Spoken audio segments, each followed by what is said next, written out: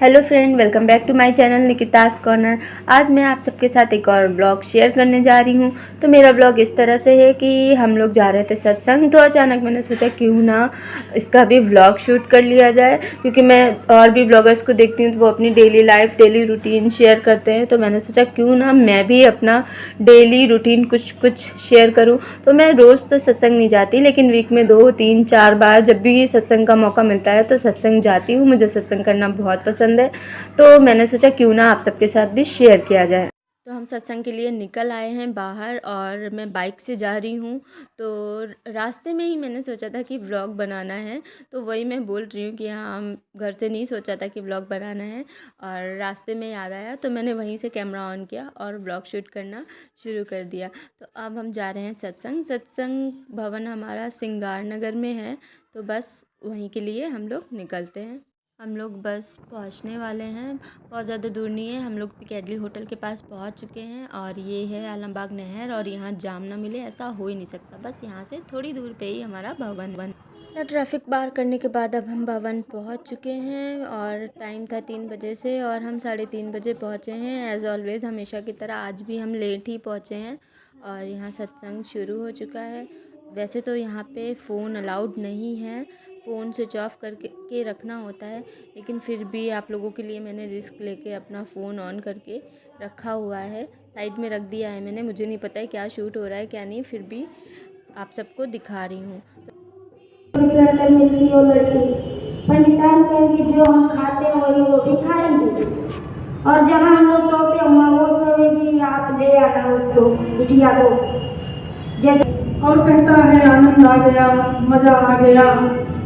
तो सास संजय जी बाबू जी अक्सर समझाते थे कि उसी तालाब में मछली के बच्चे उनकी हंसी उड़ा रहे हैं, खिल्ली उड़ा रहे हैं कि हमारा तो जीवन पानी में ही बीत रहा है, कोई आनंद नहीं आया, मजा ही नहीं आया। और एक ऐसा बेवकूफ व्यक्ति है ये चुल्लू पानी पी करके कह रहा मजा आ गया और आनंद आ गया। तो सास संगत जी उन्होंने मछली के बच्चे को हाथ में पकड़ा और बाहर निकाल दिया। तो सास संगत जी सभी को पता है कि उनका जीवन ही पानी है, बिना पानी के वो तड़पने लगी। पूछा कि मजा लेना चाहती हो, आनंद लेना चाहती हो? बोली हाँ लेना चाहते हैं। फिर दोबारा जो पानी में डाला और डाल करके पूछा कि मजा आया, आनंद आया? तो मछलियाँ कहने लगी वाकई में मजा आ गया, आनंद आ गया। सात संगत जी वैसे ही हमारा ये जीवन ज्ञान लेने से पहले था, इस निराकार में ही हम रहते थे, लेकिन हमें इसकी समझ नहीं थी, कोई बताने वाला हमारे जीवन में नहीं मिला था। सात संगत जी हरि कर्म पूजा पाठ भक्ति हम भी लगे थे, इस परमात्मा की ही कर रहे थे, निरंकार की ही कर रहे थे, लेकिन बिना जाने कर रहे थे।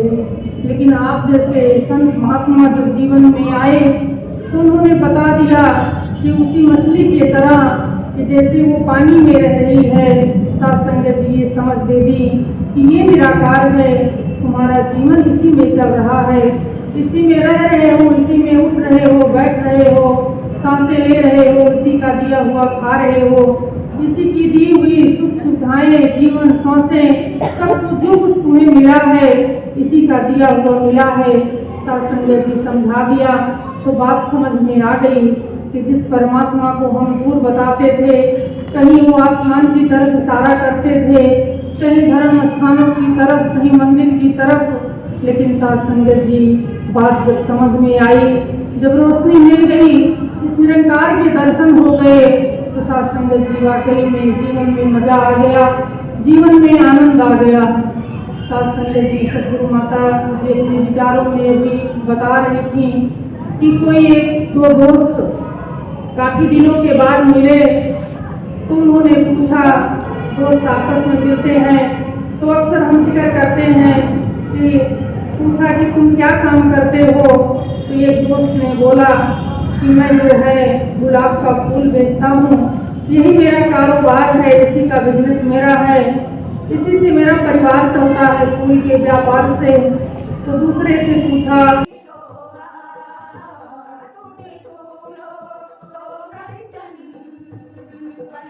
फ्रेंड्स, तो ऐसा होता है हमारा निरंकारी सत्संग यहाँ पे सभी को पहल दी जाती है।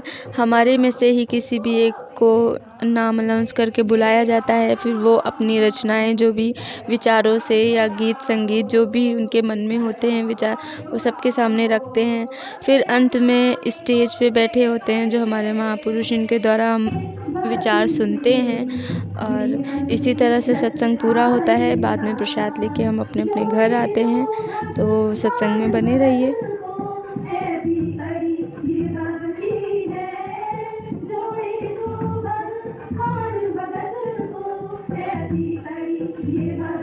आज हमने सत्संग में बहुत सुंदर सुंदर गीत सुने, बहुत सुंदर सुंदर विचार आए स्टेज से भी हमारे पास। तो मन को बहुत अच्छा लगता है, मतलब बहुत आनंद आ जाता है एकदम सत्संग सुन के। भजन विचार सुने कि प्रभु इतना बड़ा महाभारत हो गया और आप मौजूद थे, आप चाहते हैं तो ये चीज रोक सकते थे, टाल सकते थे, ये नुकसान न होता। भगवान समझा रहे हैं कि वहां पर जब एक जुए की बात आई तो जिसने विवेक का कहते हैं इस्तेमाल किया तो उस पक्ष में मामा को अपने सखनी को लगा दिया जो है, और इधर से पांचों पांडवों को पता था कि मुझे जुआ खेलना नहीं आता है, लेकिन एक मैं के वशीभूत होकर के उन्होंने इतना बड़ा खेल रचा और उस खेल में हार गए और हारते हारते यहाँ तक इस तरह हारे कि उन्होंने। सत्संग ख़त्म करने के बाद अब हम जा रहे हैं घर। तो मुझे तो सत्संग पसंद है। अब आप लोग बताइएगा वीडियो मेरा देख के कि आप लोगों को सत्संग में जाना अच्छा लगता है कि नहीं। जो भी सत्संग प्रेमी होंगे, जिन्हें जिन्हें सत्संग पसंद होगा, वो मेरा वीडियो ज़रूर देखेंगे और इसे ज़रूर लाइक करेंगे, मुझे पूरी उम्मीद है। फ्रेंड्स, अब आ चुकी हूँ मैं घर वापस और मैंने जल्दी से चेंज वेंज कर लिया है। अब उसके बाद मुझे 6 बजे बेटी को ट्यूशन भेजना है, उसका बस होमवर्क कंप्लीट करा रही हूँ। इसके बाद मुझे घर के काम है, तो मैंने सोचा क्यों ना व्लॉग को यहीं पे एंड कर दिया जाए। और ऐसा होता है हमारा सत्संग, तो हम सत्संग जाते रहते हैं। मुझे सत्संग बहुत पसंद है, सत्संग से जुड़ी हुई हूँ मैं और सत्संग जाना मुझे बहुत पसंद है। वहाँ जाने से बहुत शांति मिलती है और थोड़ा अच्छा लगता है, गुड वाइब्स आती हैं और सारे संत लोगों से मिलके थोड़ा सा पॉजिटिव थिंकिंग हो जाती है, मन को शांति मिलती है। तो इसीलिए मुझे तो अच्छा लगता है सत्संग जाना। तो मैं दूसरे तीसरे दिन जाती रहती हूँ। फ्राइडे को भी होता है, सैटरडे को भी होता है, संडे को होता है, ट्यूसडे को होता है। तो जो भी संगतें मिलती रहती हैं, सत्संग मिलता रहता है। मैं और मेरी सासू माँ साथ में जाते रहते हैं। तो आज कुछ ऐसा सीन था कि मेरे पतिदेव भी घर पे थे, तो हम बेटी और मैं हम तीनों बाइक से चले गए। तो मम्मी जी को ऑटो से जाना पड़ा, तो इसलिए हम जल्दी से घर वापस आ गए। मम्मी भी आती होंगी। तो अब मैं ब्लॉग को एंड करती हूँ। Bye bye, Tata.